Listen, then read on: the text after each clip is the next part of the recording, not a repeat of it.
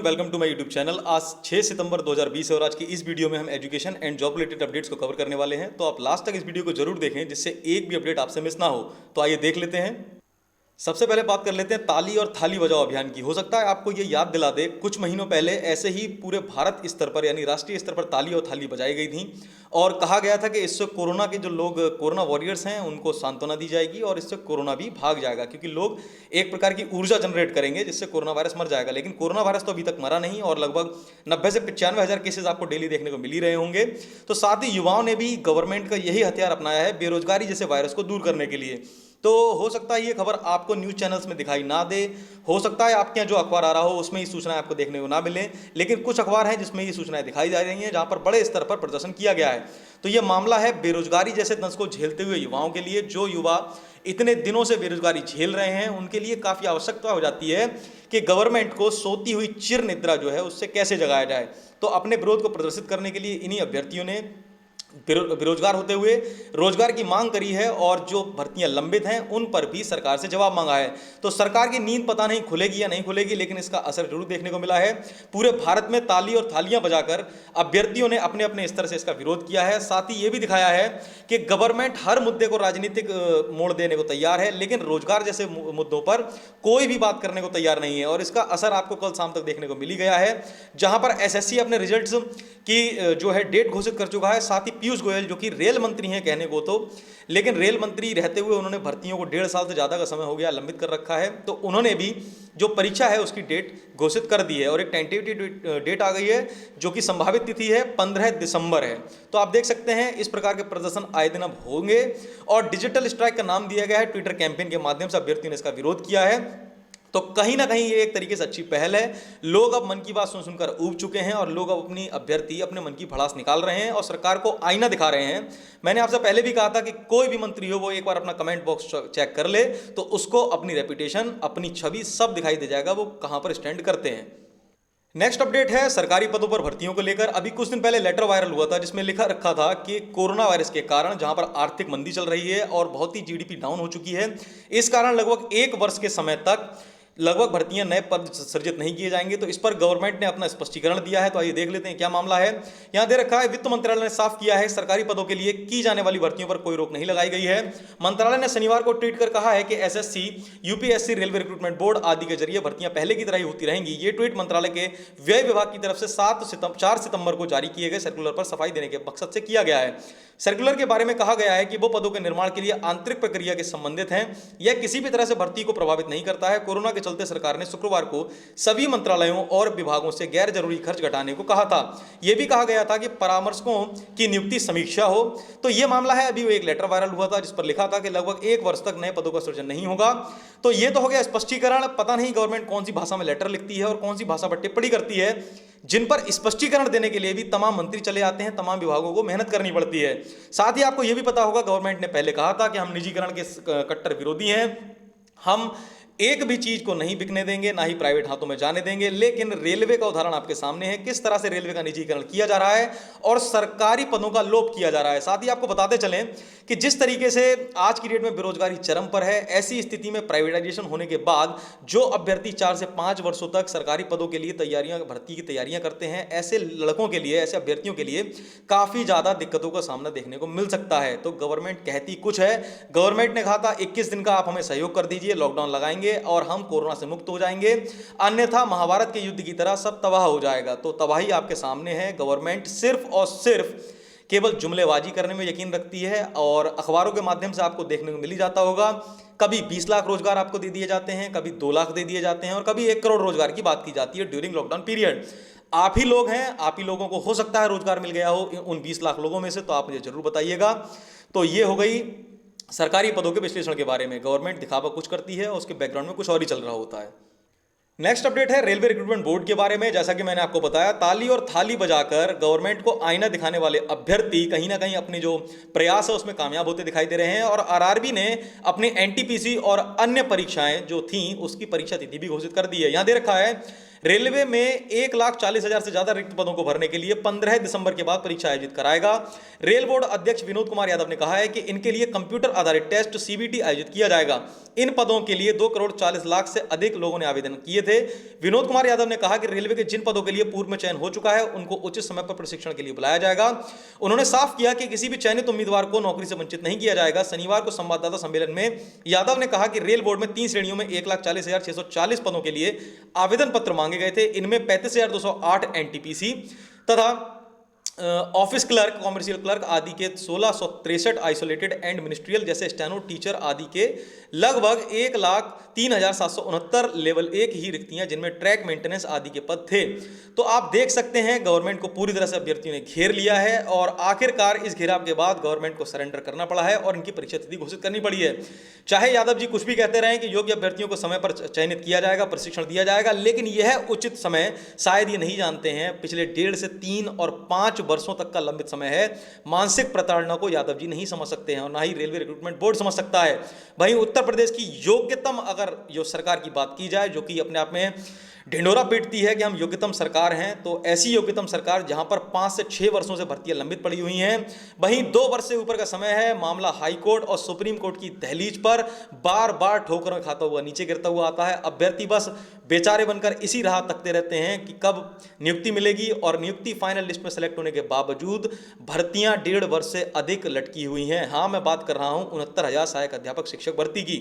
तो आप देख सकते हैं क्या नाकामी है गवर्नमेंट की। अब बात कर लेते हैं बीएड एंट्रेंस एग्जाम के रिजल्ट की। काफ़ी बड़ी संख्या में इसमें लोगों ने पार्टिसिपेशन किया था और काफ़ी विरोध भी हुआ था इस परीक्षा को, क्योंकि कोरोना काल में इतनी बड़ी परीक्षा हुई थी और यह वही परीक्षा है जिसके आधार पर आगामी परीक्षाएं कराने की संभावना स्पष्ट हो पाई थी, क्योंकि बीएड प्रवेश परीक्षा को ही आधार बनाकर बीईओ और अन्य परीक्षाओं के आयोजन पर विचार किया जा सका है। तो इसमें रिजल्ट जो है घोषित किया जा चुका है और इसमें टॉपर रहे हैं। तो देख लेते हैं टॉपर पंकज कुमार के बारे में।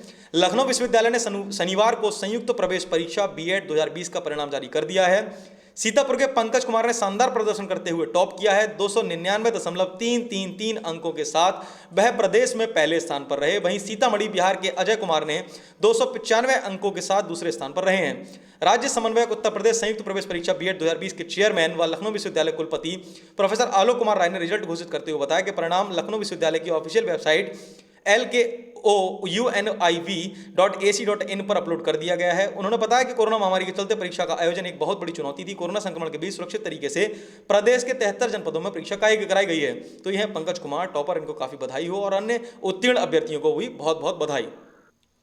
नेक्स्ट राहत भरी खबर है माध्यमिक शिक्षा सेवा चयन बोर्ड से और यहां दे रखा है चयन बोर्ड अब नहीं कर सकेगा भर्ती शून्य। तो देख लेते हैं ये क्या मैटर है। प्रदेश में बेरोजगारों के लिए बड़ी खुशखबरी है। माध्यमिक शिक्षा सेवा चयन बोर्ड उत्तर प्रदेश अब भर्ती शून्य नहीं कर सकेगा, बल्कि उसे प्रधानाचार्य, प्रवक्ता व प्रशिक्षित स्नातक शिक्षकों का नियमित चयन करना ही होगा। शीर्ष कोर्ट के आदेश से एडेड माध्यमिक कॉलेजों में तदर्थ शिक्षकों की नियुक्ति की नौबत नहीं आएगी और पठन पाठन भी प्रभावित नहीं होगा। इस आदेश से चयन बोर्ड को जल्द ही भर्ती निकालनी होगी। ज्ञात हो कि एक शिक्षक भर्ती इसी माह घोषित करने की तैयारी है। सूबे के 4500 से अधिक अशासकीय सहायता प्राप्त माध्यमिक कॉलेजों के लिए प्रधानाचार्य, प्रवक्ता व प्रशिक्षित स्नातक शिक्षकों के चयन व जिम्मा चयन बोर्ड पर है। इधर 4 वर्ष से चयन बोर्ड ने कोई नई भर्ती घोषित नहीं की है, जबकि कॉलेजों में लगातार शिक्षक सेवानिवृत्त हो रहे हैं और बड़ी संख्या में पद खाली पड़े हैं। इसी का लाभ उठाकर कॉलेज प्रबंधक तदर्थ शिक्षकों की तैनाती करते आ रहे हैं। शीर्ष कोर्ट ने 26 अगस्त को तदर्थ शिक्षकों के विनियमितीकरण मामले की सुनवाई करते हुए अहम फैसला दिया है। फैसले में कई निर्देश में सबसे अहम नियमित शिक्षकों का चयन होना है। बोर्ड भर्तियां घोषित करने में आनाकानी करता आ रहा है, इससे प्रतियोगियों में नाराजगी भी है। तो यह मामला है माध्यमिक शिक्षा सेवा चयन बोर्ड का। तो यहां पर अभ्यर्थियों के लिए राहत भरी खबर यह है कि अब यह विभाग भर्तियों को शून्य नहीं कर पाएगा और इन्हें जल्द ही नई भर्तियां निकालनी पड़ेंगी। नेक्स्ट इंपॉर्टेंट अपडेट है कैंडिडेट्स के लिए, वो है उत्तर प्रदेश लोक सेवा आयोग प्रयागराज से और यहां पर सीधी भर्ती के लिए ऑनलाइन आवेदन शुरू हो गए हैं। तो ये देख लेते हैं कौन कौन सी भर्तियां हैं। उत्तर प्रदेश लोक सेवा आयोग ने सीधी भर्ती का पिटारा खोल दिया। आयोग ने राज्य सरकार के विभिन्न विभागों में रिक्त 10 प्रकार के पदों के लिए ऑनलाइन आवेदन मांगे हैं। ऑनलाइन आवेदन की प्रक्रिया शनिवार से शुरू हो गई है। सीधी भर्ती का विज्ञापन आयोग की वेबसाइट पर अपलोड है। आवेदन 10 अक्टूबर तक किए जा सकते हैं। भर्ती का संक्षिप्त विज्ञापन जारी हो चुका है। यूपीएससी के सचिव जगदीश का कहना है कि सीधी भर्ती के लिए ऑनलाइन आवेदन करने वाले प्रतियोगी 1 अक्टूबर तक फीस जमा कर सकते हैं। इसके लिए वह वेबसाइट देख सकते हैं। भर्ती के लिए सिर्फ ऑनलाइन आवेदन ही लिए जाएंगे। प्रक्रिया शनिवार से शुरू हो गई है। तो यहां पर ये 10 विभिन्न पद दे रखे हैं जो कि निम्न प्रकार हैं। तो आइए देख लेते हैं। पहला पद है उत्तर प्रदेश सचिवालय के विधायी विभाग में विधीक्षण अधिकारी। नेक्स्ट है पशुपालन पशुपालन विभाग में पशु चिकित्सा अधिकारी, भूतत्व एवं खनिकर्म विभाग में खान अधिकारी, चिकित्सा शिक्षा विभाग एलोपैथ में सहायक आचार्य,